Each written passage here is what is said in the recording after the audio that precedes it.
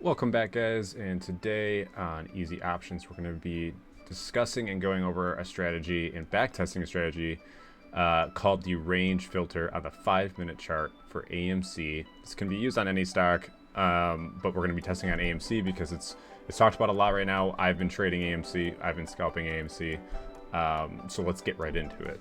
Okay, so the indicators that we're going to use and the rule sets that we're going to use are the range filter buy and sell 5-minute. You can find this on TradingView. You just go here, you type in range filter, and it should pop up right here. It's the first one on the list. It's got 5,000 users. It's by Croft. And we have added a stochastic indicator for entry. So here's the rules for this strategy. Rule number 1. For a short, this has to be red. Pretty simple. That's what the rangefinder is for. That's why it's there. Rule number 2, the entry is across down for a short on a stochastic.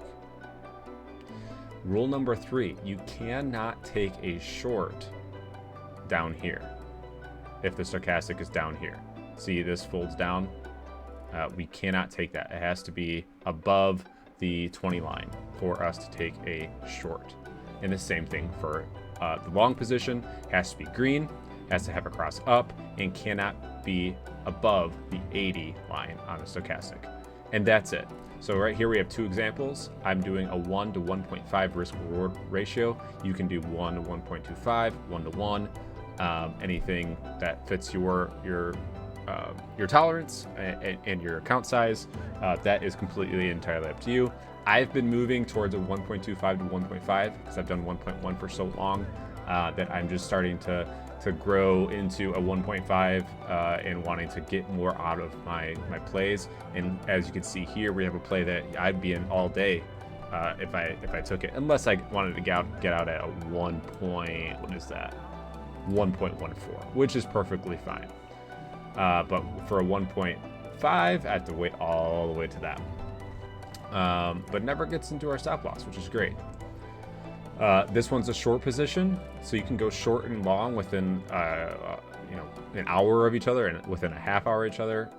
These rules are in place for a reason, and we're going to backtest and see how profitable this strategy can be. So let's get into the backtesting now.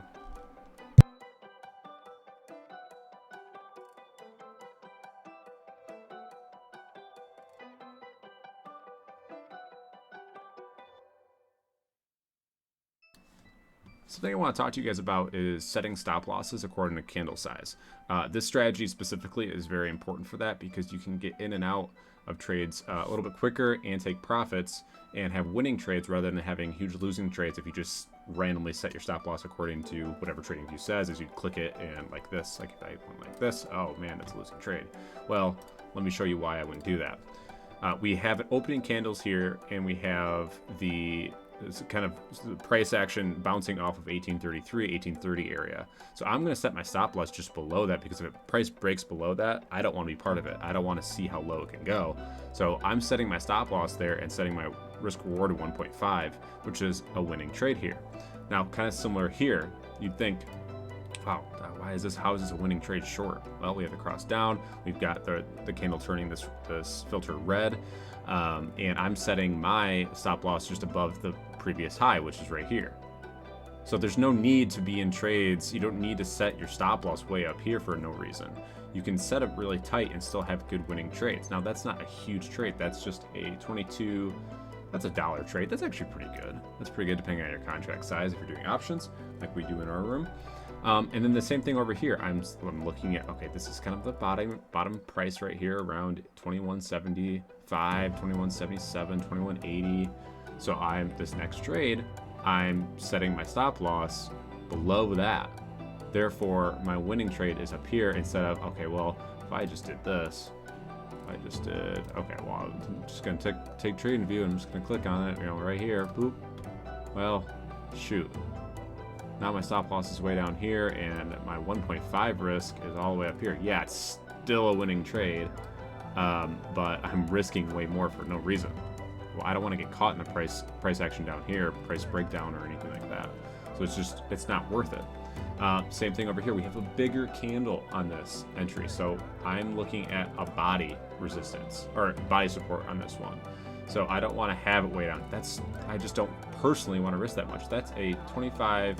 That's almost a $3 candle, and I'm thinking, okay, well, this is almost end of the day. We're looking in the last couple of hours here. I'm just gonna set my stop loss pretty tight here below the body of the recent candle, and my take profit obviously is 1.5, and boom, winning trade. So that's how you need to adjust these things. Now, the overall wins and losses for this trade is right here.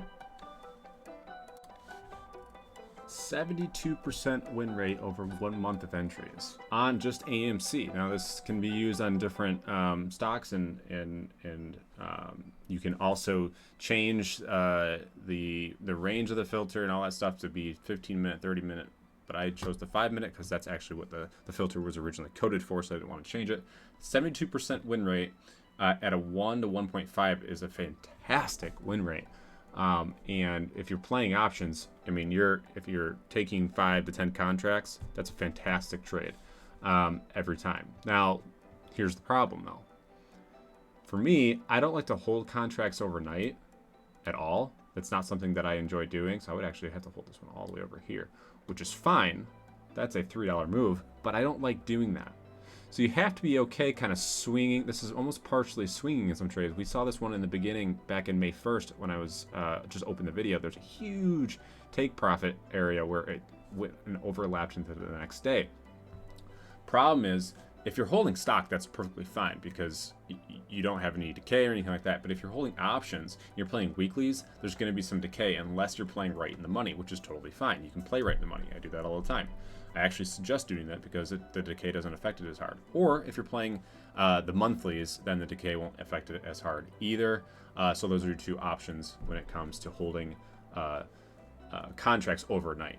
But a 72% win rate with this is pretty great. I'll put this one up and start making a list and see which ones are profitable, and we'll hopefully find one that's the most profitable strategy that everyone can use, and has a wide range of stocks that can be used on. So thanks guys, I appreciate it. Make sure to subscribe below. I would love it if you subscribed and liked this video.